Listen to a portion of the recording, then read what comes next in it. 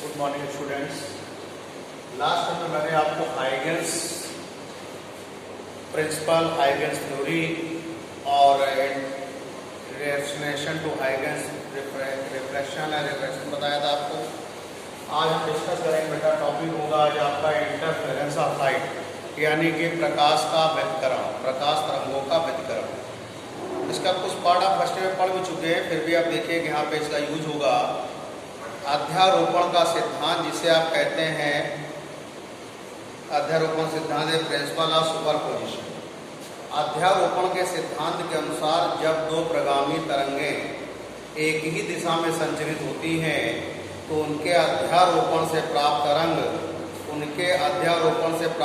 का परिणामी विस्थापन उनके अलग अलग विस्थापनों के सदिश योग के बराबर होता है। अध्यारोपण के सिद्धांत के अनुसार जब कोई प्रगामी तरंग, दो या दो से अधिक प्रगामी तरंगें एक ही दिशा में संचरित होती हैं तो उनके अध्यारोपण से प्राप्त तरंग का परिणामी विस्थापन उनके अलग अलग विस्थापनों के सदिश योग के बराबर होता है। According to principle of superposition, when two or more than two progressive waves expansion in any direction, the resultant displacement defined as a vector sum of the separate displacement y equals to y1 plus y2 plus y3 etc. अब इसके बाद आता है interference क्या होता है बेटा। Interference of wave क्या होता है?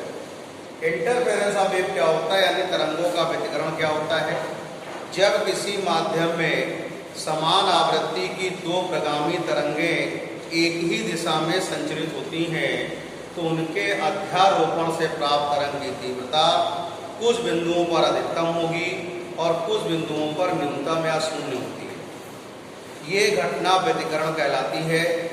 और जहाँ पर तीव्रता अधिकतम होती है वहाँ समकोषी व्यतिकरण होता है, और जहाँ पर तीव्रता न्यूनतम या शून्य होती है तो वहाँ पर क्या होता है, विनाशी व्यतिकरण होता है। यानी कि जब समान आवृत्ति और भिन्न भिन्न आयाम की दो प्रगामी तरंगें एक ही दिशा में संचरित होती हैं तो उनके अध्यारोपण से प्राप्त तरंग की तीव्रता कुछ बिंदुओं पर अधिकतम होती है और कुछ बिंदुओं पर न्यूनतम या शून्य होती है। ये घटना तरंगों का व्यतिकरण कहलाती है। ये दो प्रकार का होता है बेटा। जहाँ पर तीव्रता अधिकतम होती है वहाँ पर समकोषी व्यतिकरण, और जहाँ तीव्रता न्यूनतम या शून्य होती है वहाँ पर विनाशी व्यतिकरण होता है। इतनी बात समझ में आ गई। When two progressive waves of same frequency and different amplitude expansion in a same direction, the resultant wave some point has maximum intensity and other some point has minimum intensity. This incident known as a interference. At which point have maximum intensity known as a constructive interference and which points have minimum intensity known as a destructive interference. तो ये था बेटा interference of wave. देखिए बेटा, next topic है expansion for the resultant amplitude and intensity due to interference, यानी व्यतिकरण के कारण व्यतिकरण में परिणामी आयाम और परिणामी तीव्रता का व्यंजक प्राप्त करना है। रिजल्टेंट एम्पलीट्यूड क्या होगा और रिजल्टेंट आपका इंटेंसिटी क्या होगी, ये फाइंड करना है। तो मान लीजिए दो प्रगामी तरंगें किसी दिशा में संचरित होती हैं जिनके विस्थापन क्रमशः y1 y2 है, आयाम a1 a2 है और कालांतर क्या है, phi है। We consider two progressive wave expansion in a same direction of same frequency. Its a1 a2 is its amplitude respectively and y1 y2 is a displacement and phase difference between them is phi. तो देखिएगा y1 equal to होगा a1 sin omega t, y2 equal to होगा बेटा a2 sin omega t plus phi। Equation number second, according to principle of superposition अध्यारोपण के सिद्धांत से। y equal to बेटा ये होगा a1 sine omega T plus a2 sine omega T plus 5। y equal to होगा a1 sine omega T plus a2। इसमें sine a plus b का फार्मूला लगाएंगे आप, क्या होगा sine omega T cos 5 plus cos omega T sine 5। अब a2 का अंदर क्या करेंगे, मल्टीप्लाई कर देंगे। y equal to a1 sine omega T plus a2 sine omega T cos 5 plus a2 cos omega T sine 5। इसको इस तरह लिख लें, a2 sine 5 cos omega T. अब देखिए बेटा, इसमें से साइन ओमेगा टी और साइन ओमेगा टी इसमें एक मिनट, साइन ओमेगा टी इसमें कॉमन है, तो आएगा y equal to a1 cos 5, या यहाँ साइन ओमेगा टी कॉमन कर लेंगे, तो a1 plus a2 cos 5 sine omega T plus ये होगा a2 sine 5 cos omega T. Equation number 4। एक बार फिर समझिएगा, मान लीजिए दो प्रगामी तरंगें एक ही दिशा में संचरित हो रही हैं, समान आयाम समान आवृत्ति की, इनके आयाम क्रमशः a1 a2 है और विस्थापन y1 y2 है। We consider two progressive of same frequency extension in same direction at amplitude respectively a1 and a2 and displacement y1 and y2 and phi is a phase difference between them. तो y1 equals to a1 sin omega t, y2 equals to a2 sin omega t plus phi। According to principle of superposition यानी अध्यारोपण के सिद्धांत से value रखेंगे। यहाँ sign a plus b का formula apply कर दिया और उसके बाद a2 का मल्टीप्लाई कर दिया, साइन ओमेगा टी कॉमन कर लेंगे तो ये आएगा बेटा। अब देखिए इसके बाद इसको कंसीडर कर लेंगे, let a1 plus a2 cos phi equals to r cos theta. Equation number 5। a2 sin phi equals to r sin theta. Equation number 6। बेटा ये वैल्यू जो है इक्वेशन नंबर 4 में आप पुट करेंगे, putting the value of from equation 5 and 6 in equation number 4 we get y equals to r cos theta sin omega t plus r sin theta cos omega t। बेटा यहाँ से r को common कर लीजिए, sine omega T cos theta cos omega T sine theta. बेटा ये value sine a plus b की हो गई, तो y इक्वल्स टू आ गया r sign omega T plus theta. बेटा ये रिजल्टेंट डिस्प्लेसमेंट आ गया, क्या आ गया, ये रिजल्टेंट आपका क्या हो गया, डिस्प्लेसमेंट आ गया बेटा।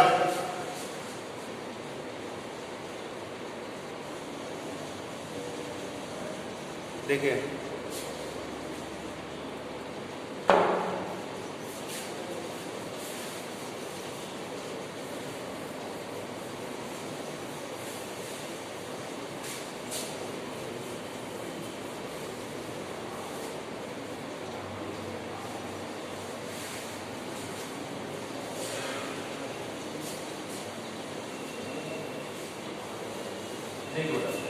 इसके बाद आप इक्वेशन 5 और 6 का on squaring both side equation 5 and 6 on adding, यानी समीकरण नंबर 5 और 6 का वर्ग करेंगे, दोनों पक्षों का वर्ग करके इनको जोड़ देंगे। तो पहला काम क्या होगा,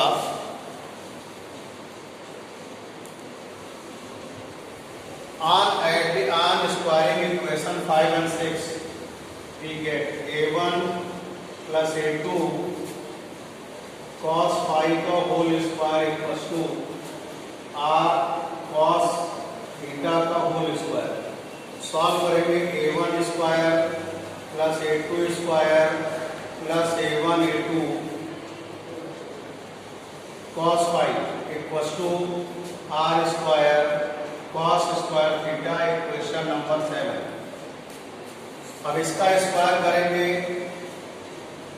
A2 स्क्वायर ही होगा बेटा, A1 square plus A2 square cos square phi. अब इसका स्क्वायर करेंगे, A2 square sine square phi equals to R square sine square theta. On adding equation 7 and 8, यानी समीकरण 7 और 8 को ऐड करेंगे तो A1 स्क्वायर प्लस देखिए A2 कॉमन है, A2 square sine square phi plus cos square phi plus 2A1 A2 cos phi, R square common sine square theta plus cos square theta. बेटा देखिए sine square phi plus cos square phi की value 1, sine square theta plus cos square theta की value 1, तो आएगा A1 square plus A2 square plus 2A1 A2 cos phi equals to R square. तो R square equals to A1 square A2 square plus 2A1 A2 cos phi, equation number मान लीजिएगा 9। इसका root ले लेंगे, under root A1 square plus A2 square plus 2A1 A2 cos phi. ये बेटा resultant amplitude आ गया, ये क्या आ गया, परिणामी आयाम आ गया। तो ध्यान समझेंगे एक बार, इक्वेशन नंबर 5 और 6 का पहले मैंने वर्क किया बोथ साइड्स का, उसके बाद ऐड किया, तो ये वैल्यू 1 ये वैल्यू 1, तो R स्क्वायर की वैल्यू आ गई, इसका रूट लिया तो R equals to under root A1 square plus A2 square plus 2A1 A2 cos phi. ये रिजल्टेंट एम्पलीट्यूड आ गया बेटा।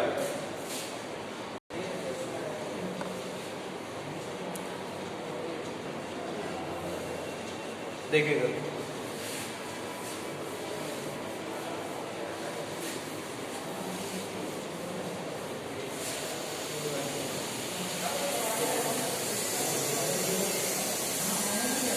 देखिए बेटा, अब इंटेंसिटी क्या होती है, intensity directly proportional to the square of the amplitude, यानी तीव्रता जो होती है आयाम के वर्ग के क्या होती है, वर्ग के अनुक्रमानुपाती होती है।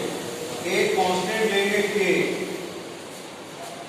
if k equals to 1, k की वैल्यू 1 कर देंगे तो I equals to R square होगा, इक्वेशन नंबर 10।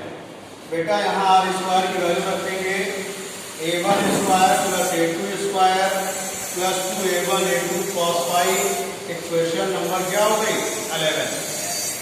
अब देखिएगा केस फर्स्ट, इसी में if cos phi equals to plus 1, cos phi की वैल्यू प्लस 1 अगर लेंगे देन I इक्वल्स टू होगा I मैक्स, यानी I मैक्सिमम हो जाएगा, तीव्रता मैक्सिमम हो जाएगी। तो I मैक्स इक्वल्स टू आएगा A1 square plus A2 square plus 2A1 A2, और इसको जब ये बनेगी किसका फार्मूला बनना है, A प्लस B को होल स्क्वायर का, किसका बनना है, A प्लस B को होल स्क्वायर का, यानी कि I मैक्स इक्वल्स टू होगा A1 प्लस A2 का होल स्क्वायर, इक्वेशन नंबर 1।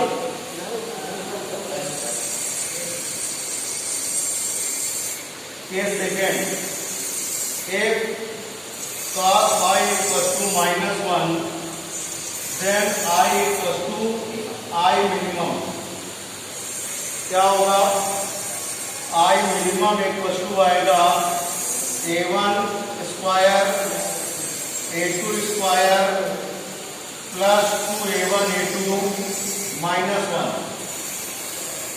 ये आ जाएगा I minimum equals to A1 square plus A2 square और minus 2A1 A2।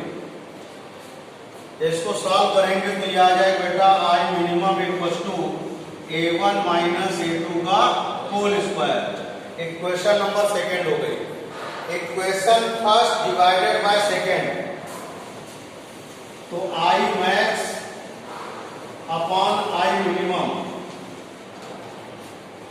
A1 plus A2 upon A1 minus A2 का whole square. ये maximum और मिनिमम intensity का रेशियो आ गया। कितनी बात समझ में आ गई? तो ये आर्टिकल क्या था? Resultant amplitude, resultant displacement, resultant intensity, maximum intensity, minimum intensity, यानी परिणामी आयाम, व्यतिकरण में परिणामी आयाम, परिणामी विस्थापन, परिणामी तीव्रता, न्यूनतम तीव्रता और अधिकतम तीव्रता।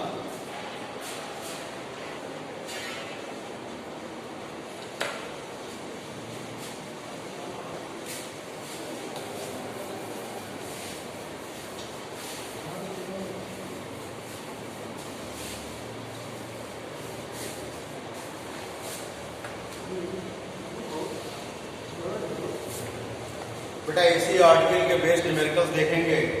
जैसे आपसे क्वेश्चन नंबर 1 में कह रहे हैं,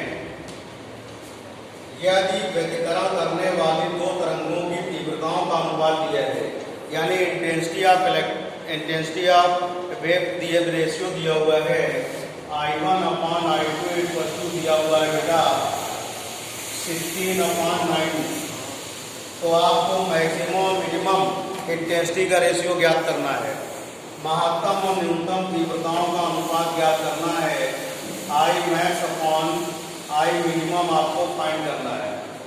तो देखिए पहले क्या करेंगे, I1 upon I2 equal to होगा A1 अपॉन A2 का whole square, 16 upon 9 equal to होगा A1 अपॉन A2 का होल स्क्वायर, तो A1 upon A2 equal to आएगा 4 अपॉन 3, इक्वेशन नंबर 1।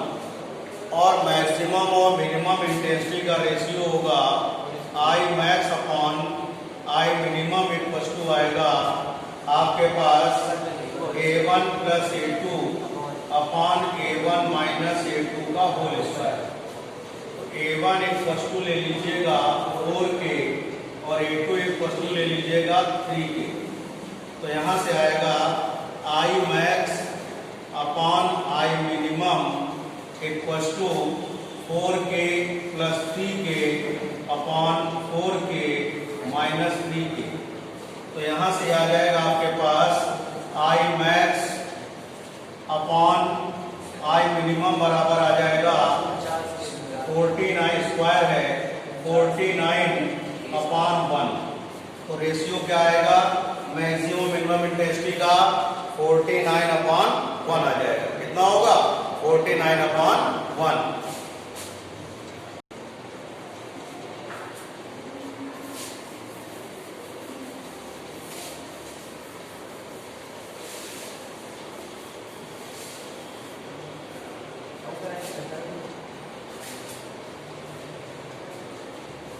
बेटा नेक्स्ट क्वेश्चन है, बेटा दो इक्वेशन दिए हुए हैं आपको, y1 equal to 8 cos omega t और y2 equal to 6 cos omega t minus 5 plus theta दिया हुआ है। आपको इसमें क्या करना है? मैक्सिमम और मिनिमम इंटेंसिटी आपको फाइंड करनी है।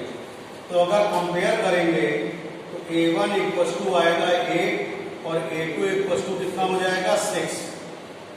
आपको आई मैक्स और आई मिनिमम का रेशियो फाइंड करना है। तो I max upon I minimum equal to formula A1 plus A2 upon A1 minus A2 का होल स्क्वायर। तो वैल्यू रखेंगे I max upon I minimum, ये हो जाएगा आपके पास 8 प्लस 6 और 8 माइनस 6। तो कितना होगा?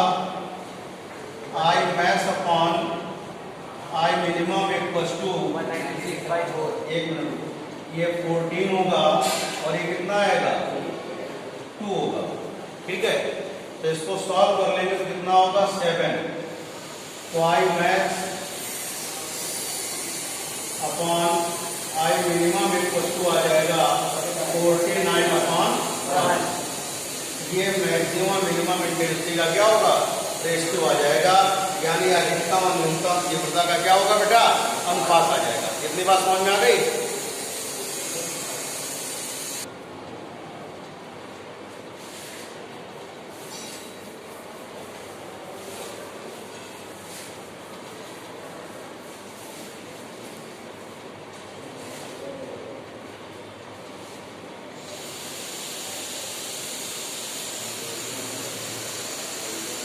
देखिए नेक्स्ट क्वेश्चन है बेटा, आपके पास दो वेव दी हुई है, दो तरंगें दी हुई हैं जिनका एम्पलीट्यूड A1 = A2 = A और रिजल्टेंट एम्पलीट्यूड यानी कि OB है। तो आपको कालांतर फाई फाइंड करना है। दो वेव्स हैं जिनके एम्पलीट्यूड सेम है और उनका रिजल्टेंट भी कितना है, A है, वो भी सेम है। ठीक है, रिजल्टेंट और दो वेव्स हैं उनके सभी के एम्पलीट्यूड क्या है, सेम है, यानी A1 बराबर A2 बराबर है, R बराबर है, उनके स्पेस डिफरेंस आपको फाइंड करना है। दो तरंगे जिनका आयाम समान है, परिणामी भी समान है, तो उनके बीच कलांतर फाइंड करना है, यानी कलांतर ज्ञात करना है, फाई की वैल्यू ज्ञात करनी है। फार्मूला होता है R = √A1² + A2² + 2A1A2 cos phi. बेटा कहीं पर भी अगर आपको फाई की वैल्यू निकालनी हो तो पहला काम क्या करो, दोनों पक्षों का वर्ग कर दिया करो। क्या कर दिया करो, दोनों पक्षों का वर्ग कर दिया करो। Squaring both sides we get A1² + A2² 2A1A2 cos phi. अब वैल्यू रखिए A² cos phi. A² = 2A² + 2A² cos phi. A² common कर लेंगे, 1 + cos phi. A² cancel, 1 + cos phi = कितना हो गया, 1/2। तो cos फाई बराबर कितना आ गया, 1 - 1, 1/2 - 1। तो ये आ जाएगा आपके पास cos फाई बराबर -1/2। cos फाई की -1/2 वैल्यू किसमें होती है, 1/20 की। cos 120 की वैल्यू क्या होती है, -1/2 होती है। तो cos फाई = आएगा cos 120। फाई = क्या होगा, 120। ये फाई बराबर कितना आ गया, 120। तो कलांतर कितना आ गया, 120 आ गया। इतनी बात समझ में आ गई? चलिए नोट कर लीजिए।